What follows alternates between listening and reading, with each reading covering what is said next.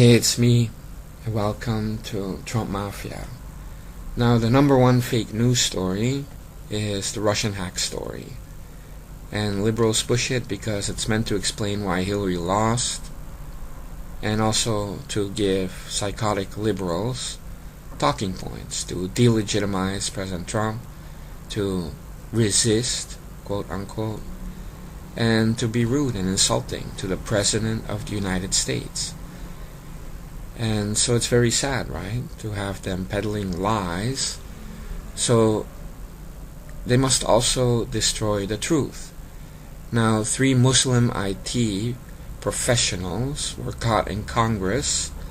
They were spies, transmitting information to a third-party server, and they had access to the DNC, congressional staff, but also intelligence committees, like the one John McCain is chairing. So we're talking about 3 Muslim spies, not Russians, not Chinese, not Koreans. 3 Muslim spies transmitting information. Now, very recently I put up a video, many views, but you don't see the media talking about it because it contradicts the whole Russian hack story. In fact, it's quite the opposite. It's Muslims, the people that they say are the holiest of people, right?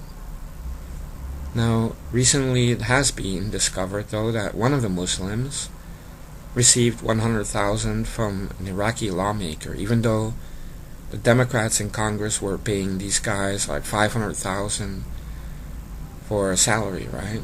Like, it's a huge salary, even in the government, right?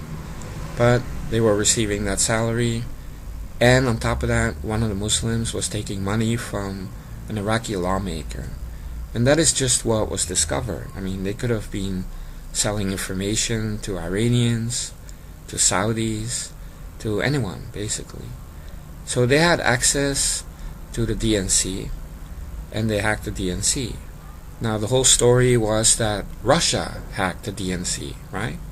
Now, Debbie Wasserman Schultz, who hired these people, was hacked, and they blamed it all on Russia, while you have these 3 Muslim spies arrested for basically spying and hacking the DNC.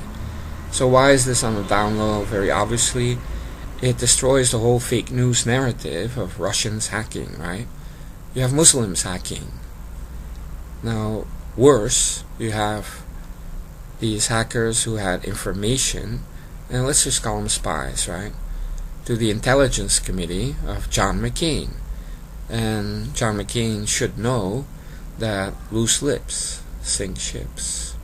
And he knows because he's been very loose-lipped, especially when he was in Vietnam. And so that intelligence committee was also hacked. So recently you had a Navy SEALs mission in Yemen, and 1 Navy SEAL got killed.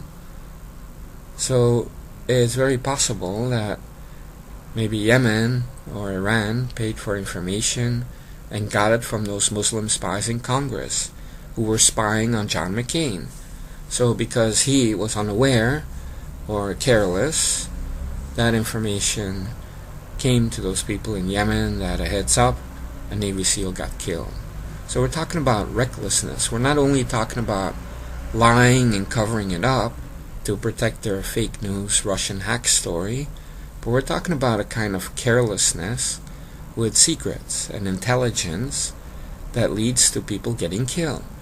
Now, you know from the Benghazi story that these Democrats don't care about Americans getting killed overseas, right? Now, they obviously don't care about this Navy SEAL that got killed. But what worries me is that there may be other infiltrations by the Muslim Brotherhood, because make no doubt, these 3 Muslims are Muslim Brotherhood. You have Muslim Brotherhood Trojan horses everywhere in the government because of Obama. And so, what other secrets are being transmitted, and how many secrets have been transmitted in the last 8 years? We're talking about a government with massive leaks. Even President Trump can't make a phone call or it's leaking all over the place, right?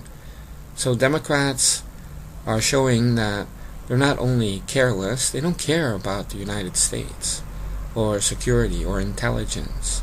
They have no responsibility at all, and they should never govern again. Now, Obama himself was also a spy, in my opinion, and I believe he's part of the Muslim Brotherhood. And you know that in his last days in office, he gave Palestinians $220 million, and he gave Kenya $480 million. And what else did he do in his last days, right? And how much of that money is funneled to his personal bank accounts? And so you have a whole mess here, where you have the media peddling a fake news story to protect themselves, and they have no evidence. It's all about repeating lies until they stick, and the truth is being buried. Now, I feel shocked. I have a video, it has many views, but why isn't this all over Fox News? Or even the fake liberal media, right? It means they're all in collusion to hide this story. Even the clip I had was Fox Business, not that many people watch, to be honest. It's being buried. And so the Daily Caller, which is Tucker Carlson's old outfit, does know a lot, and you can check them out. They're doing a lot of good research. But I believe that the story's not over. When it fully comes to light about what really happened, Congress should investigate, right? And then when the truth is exposed, then the Russian hack fake news story dies. All right.